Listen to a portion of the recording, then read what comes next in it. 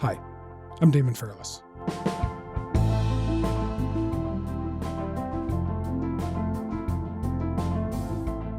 They are killed in their homes, in places where they seek shelter, in hospitals, in schools, in mosques, in churches, and as they try to find food and water for their families. They have been killed if they failed. On Thursday, lawyers for South Africa began laying out one of the most serious accusations in international law. Israel, they argued, is committing genocide in Gaza. The devastation, we submit, is intended to and has laid waste to Gaza beyond any acceptable, legal, let alone humane, justification. South Africa filed this case with the International Court of Justice in late December. The first hearings in The Hague were held on Thursday and Friday last week, and the court wasn't yet asked to decide whether Israel was committing genocide. Instead, South Africa tried convincing judges to order Israel to stop the attacks while the case unfolds. In response, Israel's defense argued the case must be dismissed. South Africa purports to come to this court in the lofty position of a guardian of the interest of humanity. But in delegitimizing Israel's 75-year existence, that broad commitment to humanity rang hollow. A potential ruling on genocide would be a long process. Still, world leaders are already wading in, including on Friday, Prime Minister Justin Trudeau, who said Canada doesn't support the premise of South Africa's case. So what's the argument South Africa's put forward? How is Israel responding? And in a court with no direct way to enforce decisions, what could a possible ruling of genocide actually change? Today I'm speaking with a Canadian academic who knows the intricacies of this law and who's been recognized with the Order of Canada as one of the foremost international authorities on genocide. William Schabas has been a defense lawyer for a genocide case at this court, and he's currently a professor of international law at Middlesex University.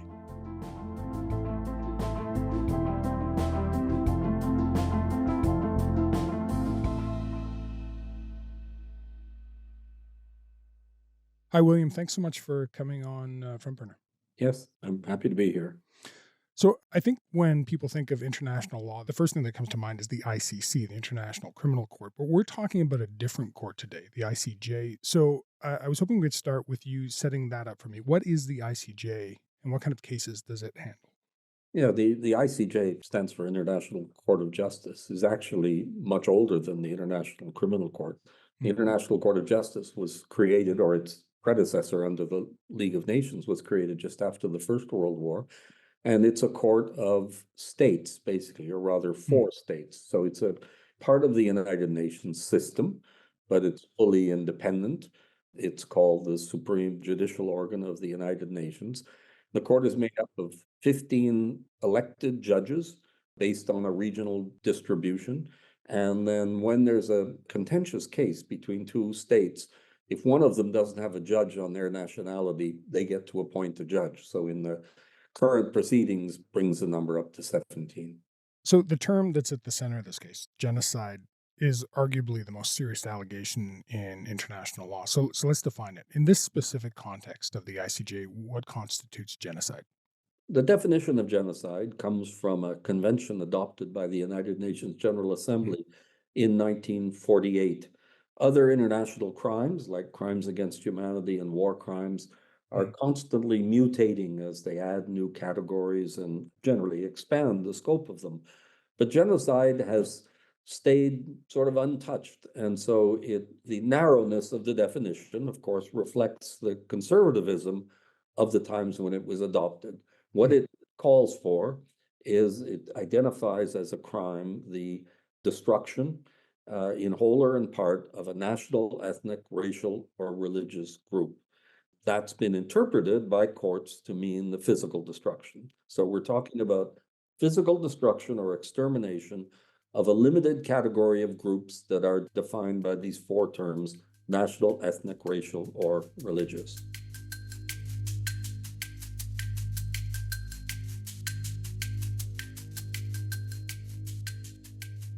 So I was a little perplexed at first, and I think a lot of people were surprised that this case was filed by a country that is nowhere close to either Israel or Gaza, South Africa is obviously thousands of kilometers away.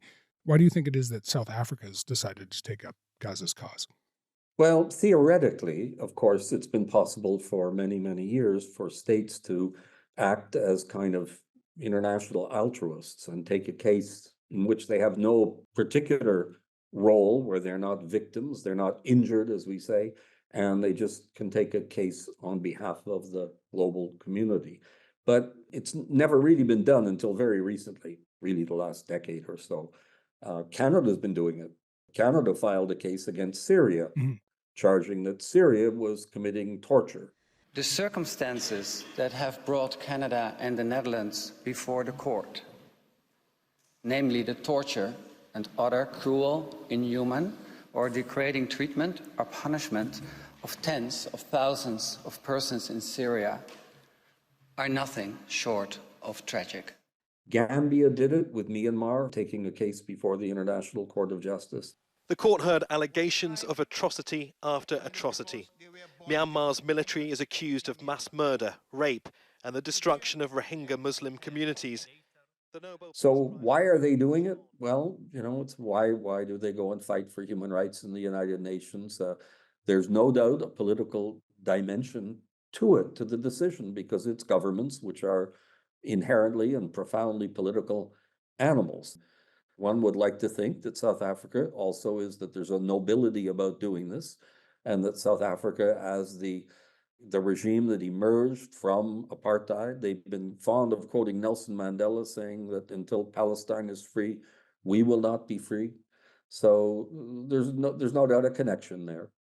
Okay, so then South Africa filed this case against Israel at the ICJ in late December. Last week, we heard the first hearings at The Hague in the Netherlands.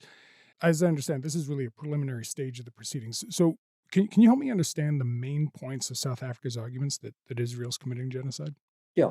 So this is, as you say, a preliminary skirmish, really. The big fighting will go on 2, 3, 4 years from now. There are a couple of stages that a case at the International Court of Justice goes through. The preliminary stage that we're at is for a kind of injunction. We don't use the term in international law, but it's like an injunction in the domestic courts that you might try to obtain to freeze a situation. Courts do this in Canada in domestic proceedings under certain circumstances. So the International Court of Justice has a practice of issuing orders for what are called provisional measures. They require the country that's suing, the applicant country, to demonstrate their case is plausible, that they have a plausible claim before the court. My humble assessment of all of this is that South Africa more than made out a plausible case, and they're going to be entitled to get an order from the court, which will probably be issued within 2 or 3 weeks. And really the heart of this is going to be what the content of that order is. South Africa has a list of requests going from, the most demanding is that Israel be ordered to stop its military activity in Gaza. And this seems huge and enormous, although it's not very different from the order that the court gave 2 years ago to Russia in the case of Ukraine. And I think there's a certain logic to it as well. I think that Israel's demonstrated that it's incapable of applying international law in terms of distinguishing between civilians and protecting civilians in an armed conflict and focusing exclusively on combatants, as it's supposed to do under international law.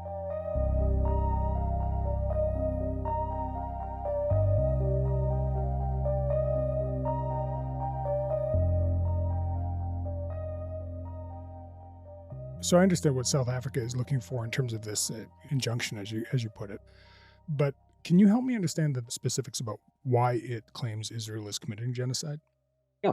So South Africa has gone through the argument for a plausible case by pointing, first of all, to a whole range of acts that have been carried out by the Israel Defense Forces, where an unprecedented percentage of victims are non-combatant civilians, including a huge number of children, the destruction of civilian property throughout the Gaza Strip, and the kind of the siege of the Gaza Strip so that necessities of life, food, medicine, potable water, power, and so on are not allowed in.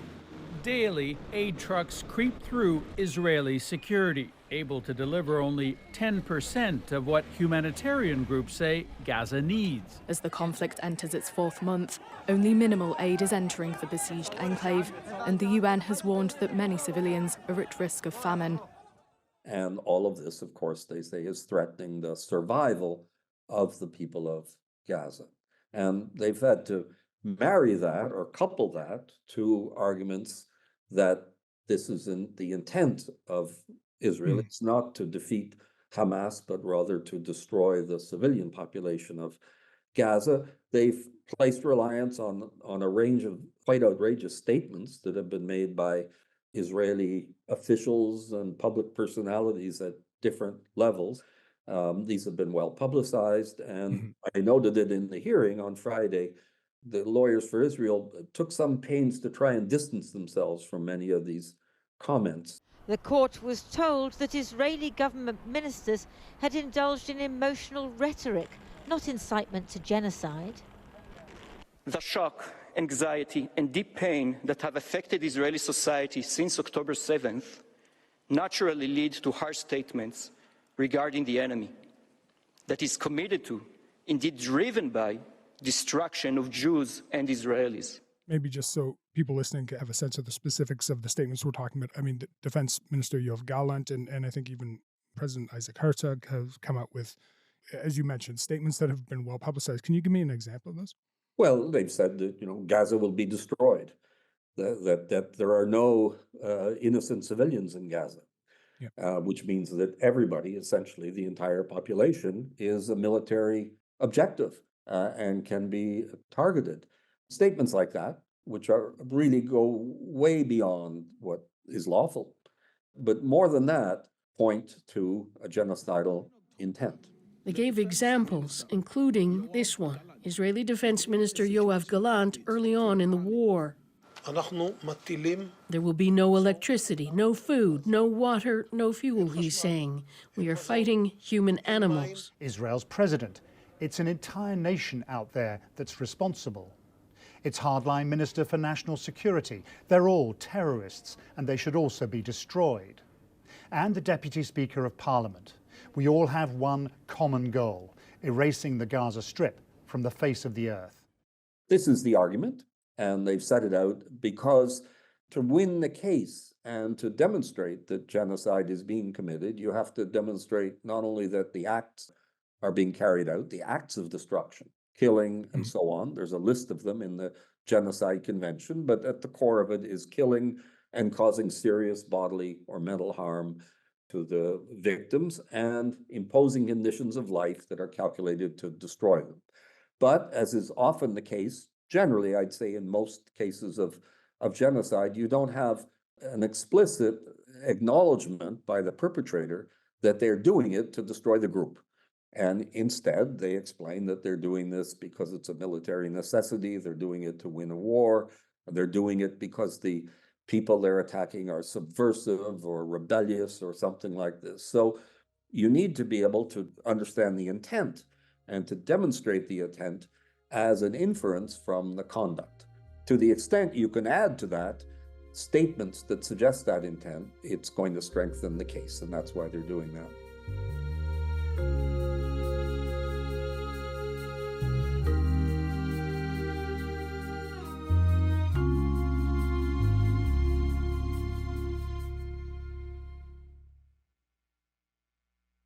So, William, we had on Thursday, we had South Africa presenting its case. Then on the second day of these hearings on Friday, Israel's defense appeared at The Hague as well to argue that the case has to be dismissed. So you mentioned how they tried to frame Israeli official statements, but how did Israel's lawyers respond to South Africa's accusations of genocide? A lot of Israel's answer basically focused on the acts of Hamas, which are shocking to see the videos and to hear them talk about it, but they're not really relevant to the issue of whether South Africa has a plausible case about genocidal intent. What they're, I guess, trying to demonstrate is that no, everything they're doing is directed at trying to get even, destroy Hamas, for the events in early October of last year. You know, my own assessment was they didn't, to be fair to the lawyers for Israel, it is a hard case because the requirements by the court are not that demanding. In a case like this, it's quite straightforward. South Africa should succeed in getting an order from the court. So there was probably a degree of frustration on their part. This is a hard thing to argue against. But I don't know. I didn't think they did an extraordinary job. They presented images to the court proving they said that Hamas hides behind Palestinian civilians. Here you can see the IDF's Arabic Twitter account, saying Israeli evacuation orders were for their own protection. So Israel's defense showed images of the missing Israelis, 132 of most of whom are still believed to be held hostage in Gaza. And Israel's lawyer, Tal Becker, asked the court, I'm quoting here, is there a reason these people on your screen are unworthy of protection? If there is a concern about the obligations of states under the Genocide Convention, then it is in relation to their responsibilities to act against Hamas's proudly declared agenda of annihilation, which is not a secret and is not in doubt. Israel's been arguing really that Hamas is trying to perpetuate genocide. So legally, I guess what I'm curious about is, would these claims of self-defense counteract the accusations that Israel's committing genocide? Well, this is in a way the heart of the debate, and it is, you've put your finger on the core of Israel's objection or Israel's resistance to the claim by South Africa is that we're acting in self-defense. There's lots of authority for this, saying that actually this is not an answer to a charge of genocide. You cannot commit genocide by saying that you're acting in self-defense. That's very clear. The evidence of acting in self-defense, or the claims of, for example, trying to recover the hostages, to free the hostages and so on, are relevant and germane to Israel's argument as an argument that they don't have a genocidal intent, that they're trying to do something else. If they can demonstrate that to the satisfaction of the judges, to raise an argument that this is a serious claim, then they have a good chance of success on the merits of the case. And it's not straightforward, in my view. It's above all not straightforward because it does involve assessing whether Israel is using this argument and this idea that they're out there to try and free the hostages as a pretext for trying to drive the Palestinian people out of Gaza or to destroy them, or whether they're just being particularly heavy-handed and brutal in trying to recover hostages or to protect themselves from attacks like the one on the 7th of October. And I don't want to sound dismissive of the concerns about the hostages. These are violations of international law, and it must be terrible suffering that they're going through and their families are going through. But at this stage of the proceedings in a genocide case, I don't think it's an answer that changes the legal dynamic at all.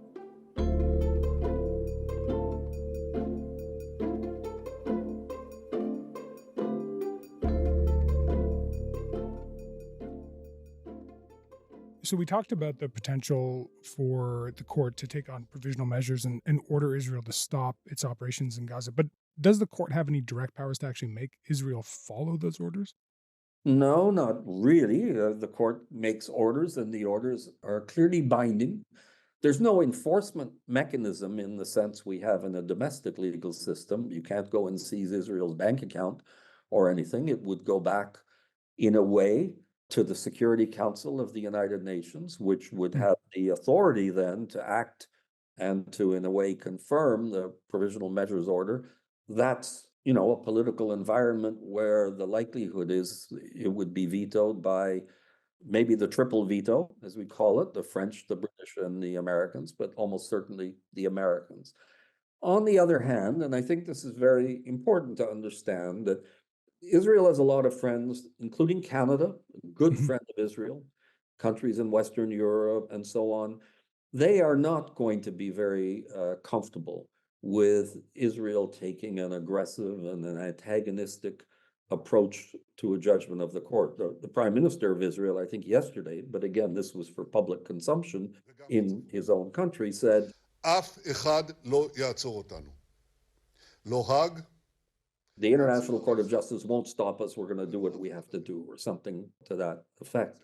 And just interject for a second. I mean, it's also worth mentioning that Prime Minister Justin Trudeau said that Canada doesn't support the premise of South Africa's case either. Canada right now is directly engaged in at least 5 different cases at the ICJ because we believe in the importance of that as an institution.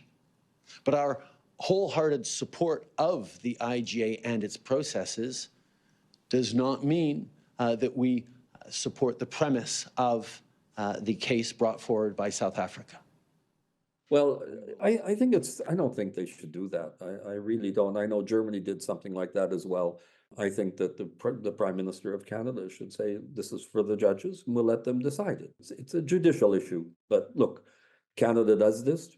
Canada takes positions on genocide. We have resolutions from the Canadian Parliament about genocide in Ukraine, about genocide of the Uyghur in China. So sometimes Canada takes a position about genocide, which is, compatible with its political orientation. And in this case, they said it. But the point is, Prime Minister Trudeau didn't call for defiance of the judgment.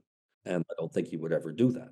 I think that Canada's position, and I believe that the Minister of Foreign Affairs or Global Affairs issued a statement saying that, of course, Canada respects the International Court of Justice.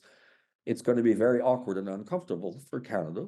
Canada will be torn between its loyalty to Israel, but also its loyalty to the international institutions, like, in particular, the International Court of Justice. It's a lot easier for countries to reject even bodies like the Human Rights Council in the United Nations or the General Assembly of the United Nations as being politicized. But this is the International Court of Justice. This is a court.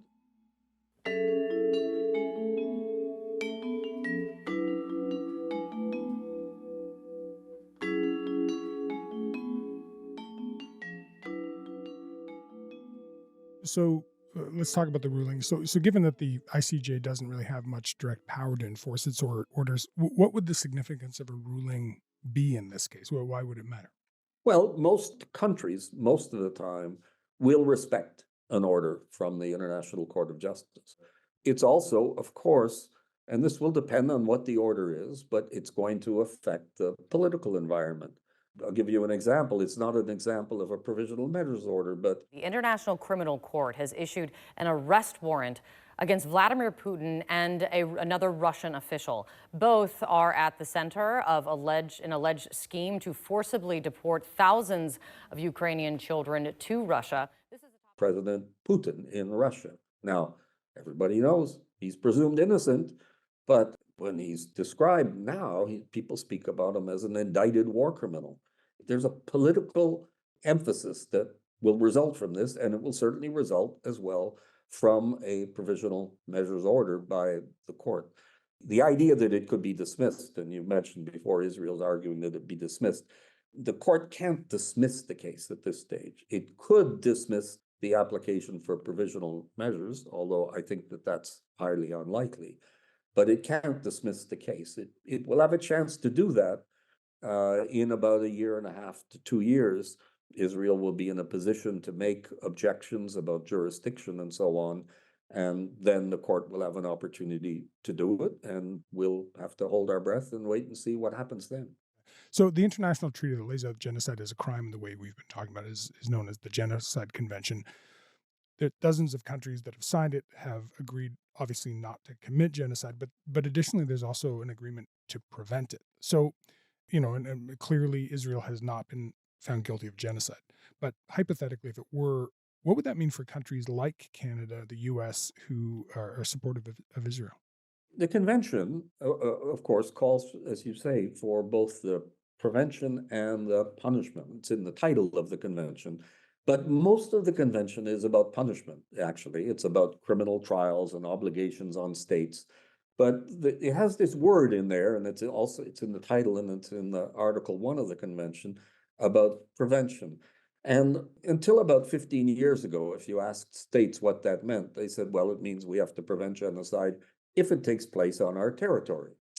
But in 2007, the International Court of Justice issued a judgment in the case between Bosnia and Serbia, where they said it goes beyond that. It means that you have a duty to do your utmost to, within the realm of the possible, to prevent genocide when it happens in another country. And in that case, they were talking about the influence of Serbia on the Bosnian Serbs, but they made a more general proposition of this. And they said it's all relative to your influence. So obviously, with regard to Israel, the country with the most influence is the United States. And so that obligation weighs heavily on the United States today, to the extent, not that even the genocide is taking place, but that there is a serious risk of genocide. I think Canada is not in an equivalent position to the United States in terms of its influence over Israel, but we can't be dismissive either of Canada's influence in Israel. So I think this burden actually weighs on Canada today to use its influence in Israel, to the extent it has some influence, to do what it can do that's lawful to try and prevent genocide within Gaza. Now, if the Canadian government takes the position that, well, we don't think genocide is taking place, and we don't think that there's a serious risk of genocide, well, then they can live with the consequences. But to the extent one can conclude that there's a risk of genocide, not even that it's been committed, but that there's a risk, then there's a duty to take some kind of action to prevent genocide. All right, William, thank you so much. I really appreciate it. Thank you. Thank you for having me.